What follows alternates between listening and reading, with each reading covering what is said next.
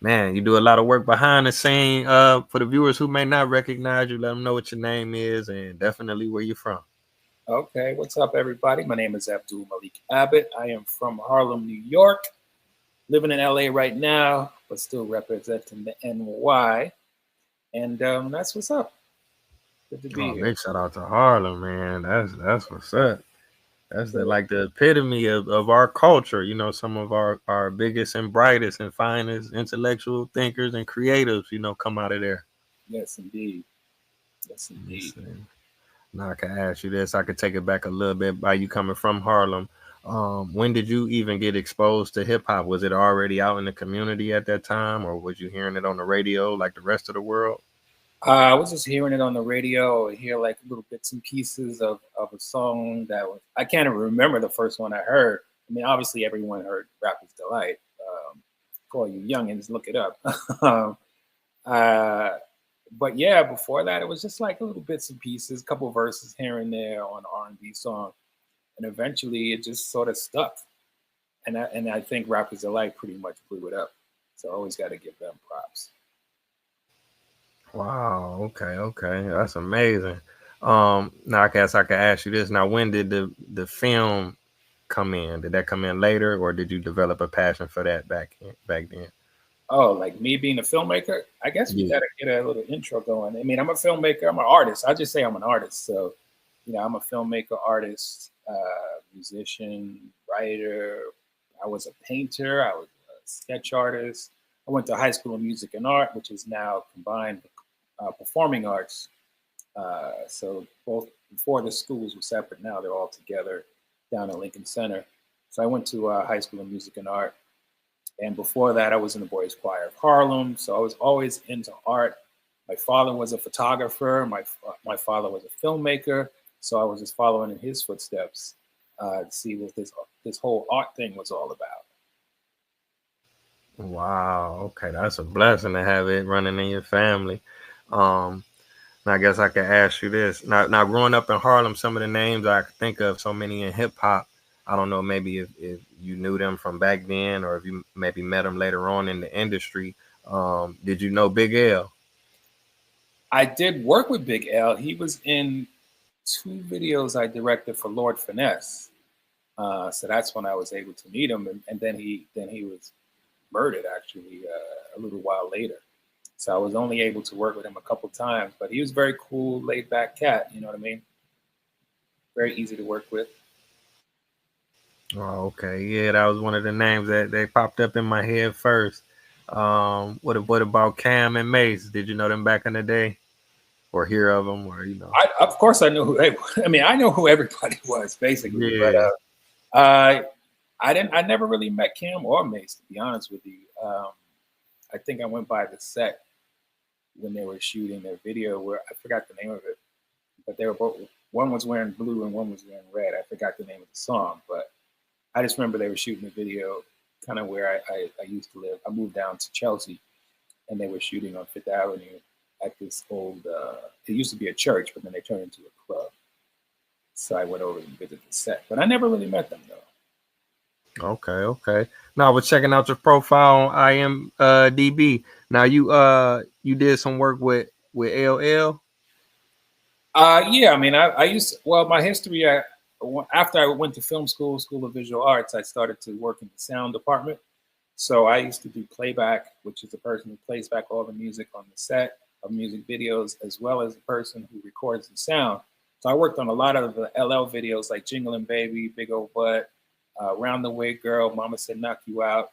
And then I think the name of his video that he put out as a long form collab video with a bunch of videos on it. I worked on that one as well. So that was when I worked with LL. Wow. Okay. Okay. Now, if you don't mind, I'll ask you what was that like working with LL? Because you know he crowned himself the GOAT, but it's a lot of people that feel like if he's not the greatest, he's one of the greatest, and especially back then in the '80s. You know what I'm saying? What was it like in the '90s? What was it like working with him? LL was cool. Like to me, he was already a superstar. I sort of looked up to him as like actually I didn't look up to him because I was never trying to be a rapper, but I admired him for his work. So when I worked on his videos, I was like, oh snap, that's hella, you know. But obviously, I keep it cool. But he was cool to work with. Like I said, I worked on a bunch of his videos. He's very professional. He knew what he wanted, and I think not I think, but the round the way girl. I remember we were driving around in the village in my black Wrangler, Jeep Wrangler, when he was walking around with the camera, shooting girls and stuff like that, filming girls. So I worked with him pretty close actually. Okay, that's cool. That's real cool. I appreciate you sharing that. Now you directed some videos for Jay. How did you connect with Jay-Z? Let's see. I connected with Jay-Z through Damon Dash. So Damon Dash was managing a group called Original Flavor. They were on Atlantic Records. So the video commissioner had connected me with Damon and said, hey, you want to do this video for these up and coming artists? I think they had one video out. And I did the second video called All That. And I met Jay-Z on the set of All That, which we filmed in Chelsea, New York, downtown. And he was just like this real quiet, cool brother that I just connected with real quick. But it wasn't until later that I ran into Damon again. And he was like, oh, we're about to start this record label with my boy Jay-Z. And we want to do a video. And the video was called I Can't Get With That. So they didn't even have an office yet. They were just starting up the label Roc A Fella Records. And we went up to Marcy Projects and shot the first video. It was all love. Like everybody came out. It was a very small crew, but they had a ton of people out there. And we just shot at Marcy, then we shot downtown Brooklyn. And that was the beginning of the relationship where we had everybody came through, like Sauce Money, Jazzo. They were featured prominently in the video, as well as Damon and a bunch of the other staff and some of his cousins. Like everybody was there. Wow. Okay. Now was that was Jay-Z first solo video, or? I believe that was his first video. Yeah, that was his first solo video. Like I said, we had barely a budget, and we were shooting on film, so everything was super expensive. So I didn't even get paid for that joint. I just did it because I wanted to, connect with some new people. And Damon was cool, and Jay was mad cool and talented. So I was like, this guy I believe in. I'm gonna invest my time with this guy, and that's how it all started. Wow, that's cool. That's hip hop history, man. Because like I say, Jay definitely one of the goats, if not, the goat. But just to be able to be a part of that, especially the video, you making it happen. Because a lot of times we take for granted some of our favorite songs, our favorite music videos. We never really get to get a flowers to the person that make it happen. Because if somebody else was directing it, it could look totally different, or it may have not had came out. Like you say, you did it for free. So right. They was in need, you know what I'm saying? So I appreciate Yeah, we just did it. It played mostly on Video Music Box in New York. So it was mostly on East Coast release. But yeah, it was fun. I mean, there was a lot of work, but it was cool just watching this guy grow, you know what I mean? And trying to figure out his persona. And I always when I talk to artists, it's like, so what's your persona? You could be yourself right now, off camera, but once you're on camera and on record, what's your persona? So he was building his persona at the time. So it was fun trying to have a little bit of input on that. Wow, right. Because in hip hop, especially, image is everything. So that's dope. And he wasn't, to be honest, he wasn't really faking it. Obviously, he wasn't, blasting people or anything he wasn't shooting anybody or anything like that. But he always kept the same energy. You know what I mean? He was always just cool. That was his thing. He was never wilding. So if no one could really think of a Jay-Z video where he's just wilding out. Yeah, you're right about that. Now, this one of the names I guess I should have asked you. Now, how did you connect with Dame? Was it like on the same business tip, or did you know him from around the way? No. I met Damon through Atlantic Records doing the original Flavor video. So he was their manager. Okay. He was their manager at the time. So that's how I connected with Damon. I got you. Okay. Now you did the In My Lifetime joint too? Yeah. So we did In My Lifetime. We shot it in New York, and we shot it. Actually, we did two versions of that. We shot it in New York and St. Thomas. It was like a crazy cold winter, and they came up with the idea to shoot it in St. Thomas. So basically, they went down, scouted out the whole island, just and they knew all these people that had the mansion and the yachts and everything. So they just came back with a camcorder video, like, okay, we're gonna shoot here, we're gonna shoot here, and so I just had to come up with the scenery uh, and the storyline. And basically, I took a small crew of my friends who were also technicians, and they brought down a bunch of the crew and a bunch of girls, and we just went and had fun shooting video. And then later on, they caught a side deal, I think with Payday Records, and they wanted to do the In My Lifetime Big Jazz remix. So we shot that at a restaurant, Italian restaurant, kind of like a mob spot in Williamsburg. So we did the remix with "What's the Meaning of Life" hook. So that was fun. Wow. Now I gotta ask you because you say like going to a place like St. Thomas, you know that like, that's like a vacation for some people, and like obviously y'all had a good time, but you was able to do what you love to do and have a good time, and you know be a part of be a part of history, man. Right. What was your mind at when you was doing it, and how do you look back on that? Like, wow, you know.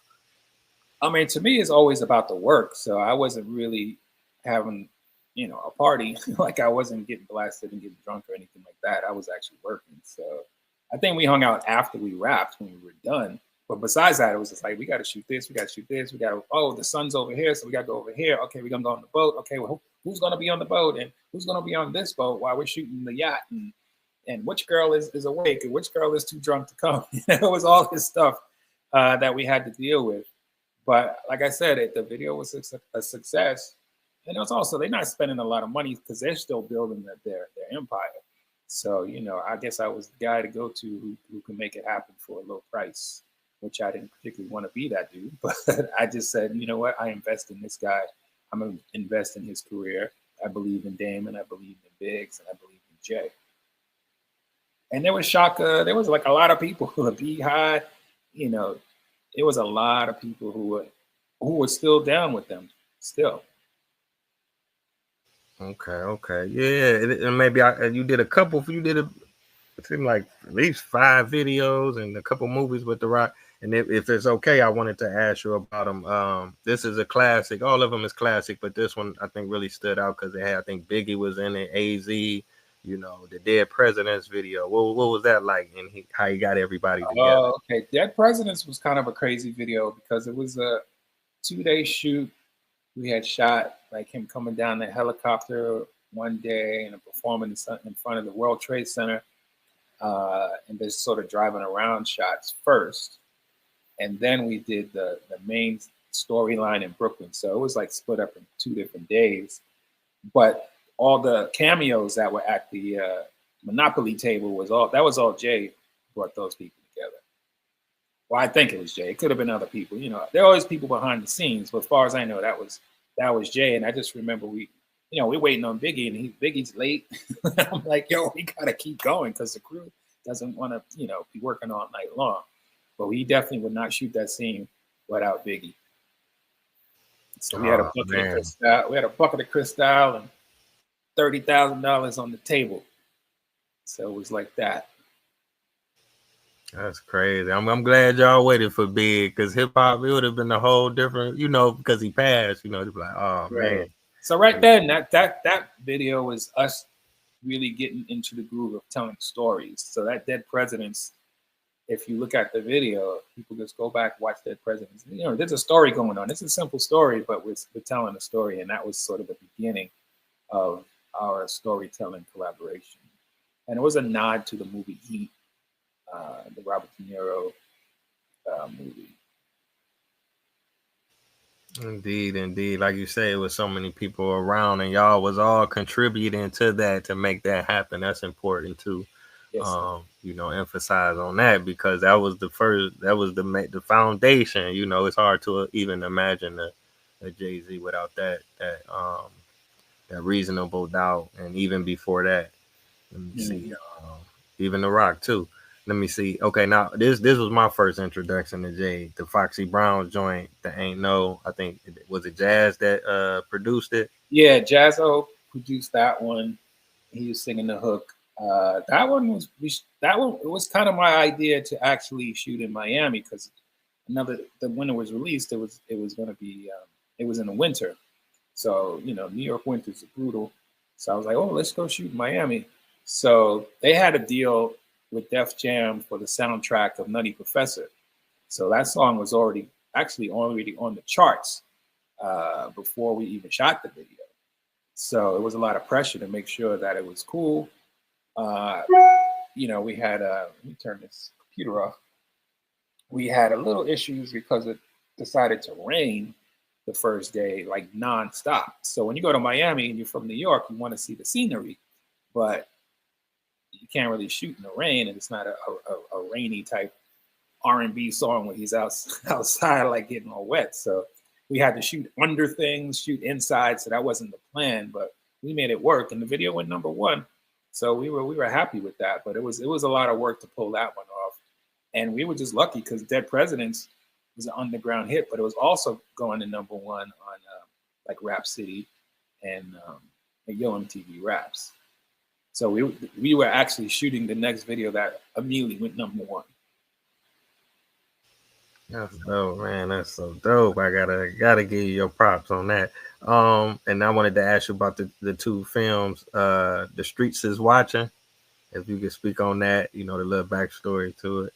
Right. All right. So Streets is Watching was like a mini movie, long form video that Jay and Shock Pilgrim and Biggs and Damon sort of came up with to basically market Jay more to the streets, hence the name Streets is Watching. He had put out a video that I didn't do, but he had put a video out that was a little more pop. It was Sunshine, had Babyface on the hook, and the video was very pop and dancing and amusement park. And the streets wasn't feeling it, so they were like, okay, we need to do something else. We need to do something that's going to sort of bring that street edge back into the mix. So they approached me to do the video. So the video was a bunch of skits and songs that weren't going to be released as singles, except for the song Streets is Watching. So the song Streets is Watching was going to be a single. And we had basically a bunch of videos. It was a video album, basically, interwoven with skits, whether it's comedy or some crime drama skits. And it went for sale in the stores. It wasn't really for TV. Only Streets is Watching, the single played on TV, and then one video got real popular, and it was called Face Off. So it had a lot of strippers in it. so Playboy TV picked that one up. So those were the two videos that got separated from the bunch. But besides that, it was a video album with different videos on it, and then they put I Can't Get With That, which was the first Jay-Z video, into that as well, and the hot version of In My Lifetime, as well as the remix. Wow. Okay. Now, were you the first person in hip hop to do something like that, or? I don't know. I don't. It was. I know Michael Jackson had did something. I don't know if Master P had did anything. So I was one of the first. Let's put it that way. And it was also hard to sell that concept to other record label people because they didn't really think about the marketing part of it. I think they just wanted to do the videos and then put them out. But I was like, yeah, but keep in mind, these people have to buy these videos. All you have to do is pay for it, and then you got to distribute it. So maybe they didn't want to get down with the distribution and put it on DVD and VHS at the time, and making sure people know it, that it exists. So it took a long time to get people back into that groove of like, yeah, you can just package this as a product and sell it. Nowadays, it'll be really hard because now everything's streaming. Man, definitely. Okay, now I gotta ask you about the classic, the state property joint. Oh, What was it like working with state property? Yeah, state property, get down to lay down. So yeah, when I was first heard about it, I was reading something in the Source magazine, and it was like I just read a little blurb that said Beanie Siegel new Roc A Fella artist is going to do a project like Streets is Watching. I'm like, wait, I did Streets is Watching. How come no one called me for this? So I hit up Damon and kept hitting him up until he eventually sent me the script. And I got the script, read it. It was like a straight up hood movie. And I was like, okay, I can do that. So I sort of just kind of kept pushing myself to be the director. Came into New York, had a meeting with Lionsgate Films to see if I can be down as a director. And I showed Streets is Watching. And it was just like, yeah, I have a vision and blah, blah, blah. So after that, I got the gig and met Beanie and Emilio Sparks and Ochino and everybody, and basically just started to pull all the pieces together. You know, they all had to be in the movie. If you were in Roc A Fella, even if you were staff, you were in the movie. So I just remember days of just different staff people coming in, auditioning, and a lot of people weren't even actors. So it was, you know, it was kind of hard to be honest with you, to try to like fit the pieces. But everybody was kind of street in the movie, so it's not that hard to take cats who are familiar with the street or our street to come in and play a street cat in the movie. But you got to make sure you remember your lines. You don't look at the camera. You step on, you know, go to your marks and act realistic and don't laugh. You know what I mean? You hear me, Memphis Bleak? He was in it too. So Memphis Bleak has been around for a minute too. He was there from the beginning. So that was just the basic of getting it started. We shot mostly in New Jersey instead of Philly because Philly was too far from New York. So we shot some in Philly, but mostly it was in Manhattan and New Jersey, Patterson, New Jersey. A lot of the spots they had shot The Sopranos, so we was kind of following behind The Sopranos because we had the one of the location people from The Sopranos coming through, and they were on my project as well. Like I said, it was called Get Down and Lay Down, and eventually they called it State Property based off of the group.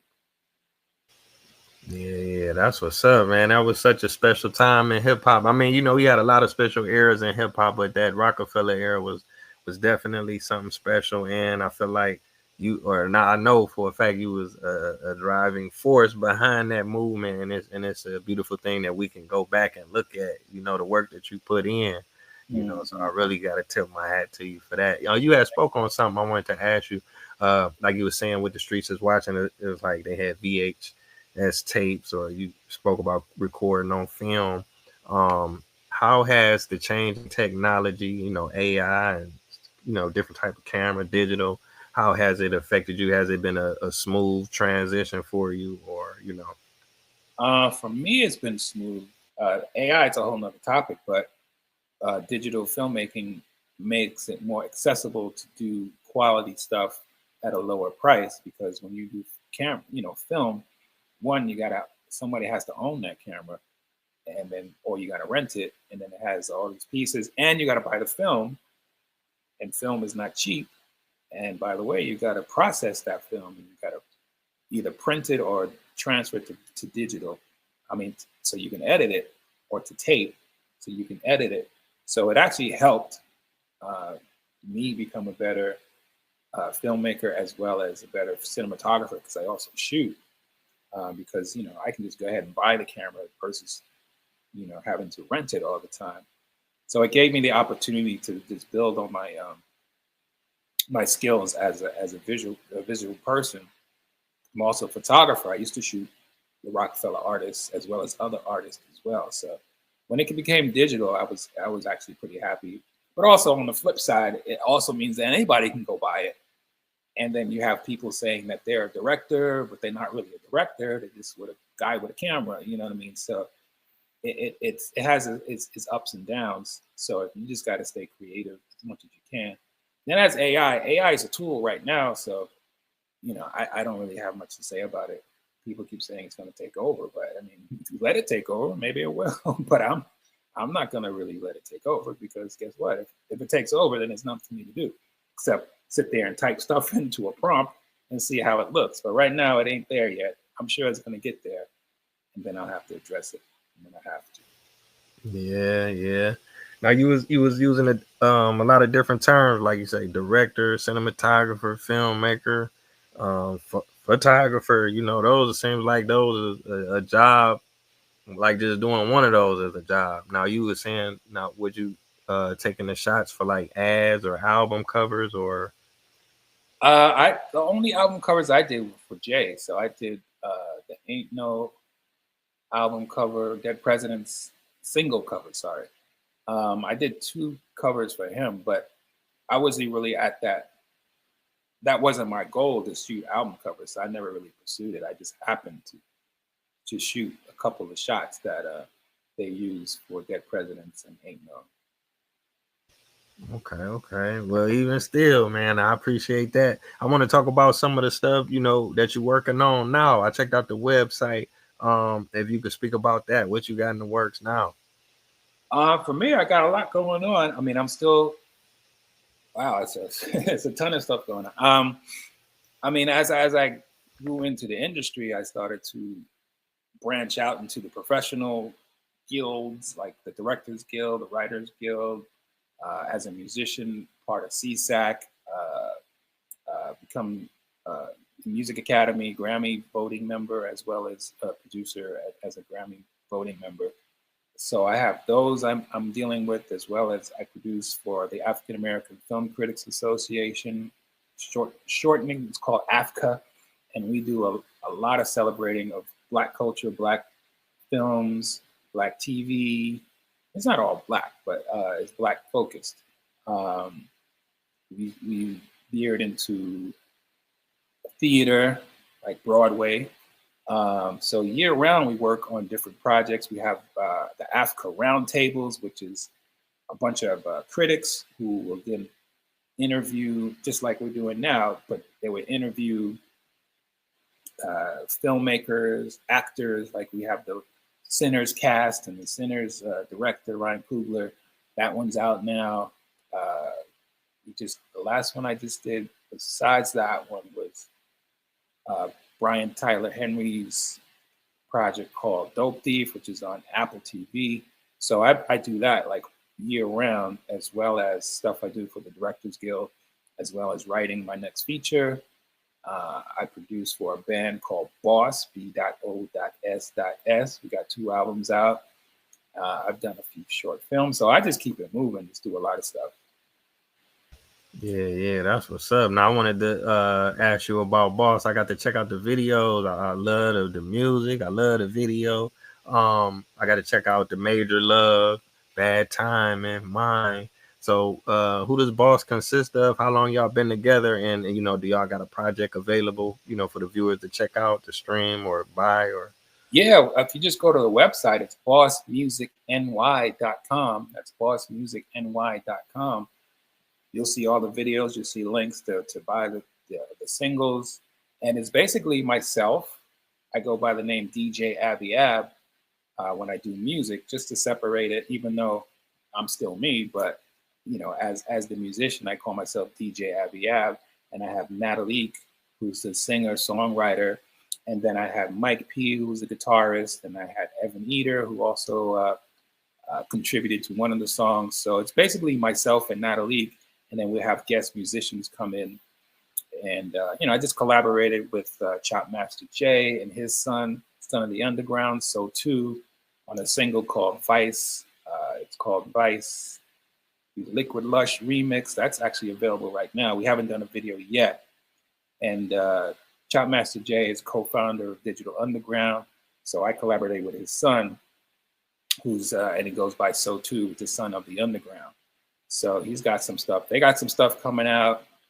And Chop Master Jay also goes by Big Brother Soul. So he has other stuff coming out, a different persona. Like he has the funk persona, the hip hop persona. He had a group that had stuff on the John Singleton movie, not Baby Boy. What was the name of that movie? John Singleton's first movie. Boys in the Hood. Boys in the Hood, yes. They had a song called Spirit. So yeah, it's like I try to just keep everything moving as an artist. I don't want to feel like I'm staying in one spot. So I definitely find myself moving around and keeping irons in all the fires. Yeah, definitely. I feel that, and like I say, you done did so much major work and still doing it. I really look forward to what you have coming in the future. Now, you had mentioned, you said you did direct some short films. Yeah, I did couple of short films. Called One was called Curse of War. It was produced by Philippa Davis and Ronnie Graham. It's on Amazon. It's not on Amazon Prime. It's on Amazon Video. It's like $1.99, and it won a bunch of awards, including Best Actor. And it's about a Marine who has PTSD, and he's sort of dealing with his downfall in life. So that was a topic that was really close to my heart. Finished that a few years ago, and then I did another short film called Balance of Power, which was a movie that just had music in it, except for like the first few seconds had dialogue, but the rest of it was like a music video, but there was no performance in it. It was just scenes. Um, there's a link on my website. It's abdulmalikabbott.com. It's ABDULMALIKABBOTT.com. And you can see links to some of those projects. Then I did a short film called The Audacity. It was like a 5-minute long dark comedy. And that was kind of fun. And I also do work with Kids in the Spotlight, which is an organization in California that helps kids from the foster care system become filmmakers. And then I did a film for them a couple of years ago called Ties That Bind. So you should look up Kids in the Spotlight. So I just stay busy, definitely. And I also did a feature film with my partner, Angela Robinson Witherspoon, who was the widow of John Witherspoon. She did a documentary on Betty Saar, who is an artist. She is 98 years old. She's going to be 99 in July. And we did this doc on this woman who's a fantastic artist. She does assemblage art. She does painting, sculpture. Been working on this doc for a while. It's been done for about a year now, and we're looking for distribution, but it's been winning awards left and right, screening in the major museums. So I'm very happy about this project. And it's a very low key, no hip hop, it ain't hip hop at all, especially, a 98-year-old, 99-year-old Black woman. It ain't hip hop, but still it's art. And that's what I appreciate.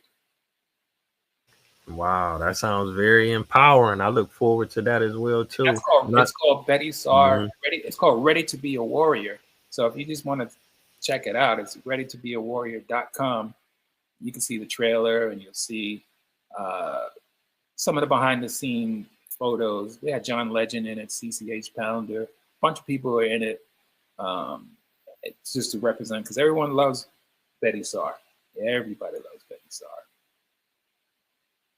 Yeah, indeed. I'm gonna have to check that out. And also, like what you said about working with the children in the foster homes and stuff, because I travel a lot. I've been in like 70 countries, so sometimes I volunteer like at orphanages or community centers. They not like state funded like here, or they don't have like a state system to kind of conduct it. But it's kind of the same thing, being able to give back, because sometimes you take for granted, what other people don't have. So that's Right. good. Yeah. Yeah, they're not funded by the state either. So, Oh wow. all, Okay, we'll it's see even all here. donations. It's all donations. So if you want to give back, just look up Kids in the Spotlight. Throw a couple of dollars their way. They appreciate it. They just bought a studio in Van Nuys. I think they're having their anniversary today. I didn't make it because I wanted to stick around and do this. But yeah, they've been doing their thing. Taye is the head of it. Her name's Taye Charity. That's a good last name too. And she's doing great things. So I try to stay as supportive as I can, even though I'm really busy. But I still always try to look out when I can. Yeah, indeed. I took the name down. I'm gonna definitely check them out. So thank you again, King. Like you said, I know you got major moves, you got stuff to do, but you made time for me to share some of that hip hop history. And like I say, I do really appreciate the work that you have done and contributed. It's global, it's cemented, and I just thank you and keep going. And Oh I look yes. forward to what you got So coming where in are the you future. located, by the way? Well, right now I'm in Nashville with my family. I just got back in the States. My mom's birthday was around this time. So I just checked in. I was out in Africa for like the last 2 years. So I'm trying to live out there. Oh, that's hey. Let me Hmm. follow you. Gotta Hey, get out. anytime I be doing tours, I take groups out there, college, middle school, high school, adults. Y'all welcome. Gotcha. Okay. Hmm. But yeah, I'm about to just get into other things like my cousin Damian Williams, DWI. He goes by the Podfather. He started hip hop uh, podcast in New York years ago. So he's about to do a documentary on the beginning of hip hop podcasts. So look for that in about a year or so. We gotta shoot it, but I gotta big up my cousin Damian Williams, goes by DWI. The Matrix is the studio, and he's been doing this for a while. So now everyone's got podcasts, but he was one of the first to do it. So I always got to give him props. And I got Right. other cousins who's got another one. He's got the Sound Show in New York. So look for the Sound Show. Sound Pros Productions. There's a lot of people that I could pick up, but I just want to make sure family gets a shout out. Indeed, indeed. So until next time, I want to thank the viewers for tuning in. Thanks again, King. Be safe out there. Peace out. All right.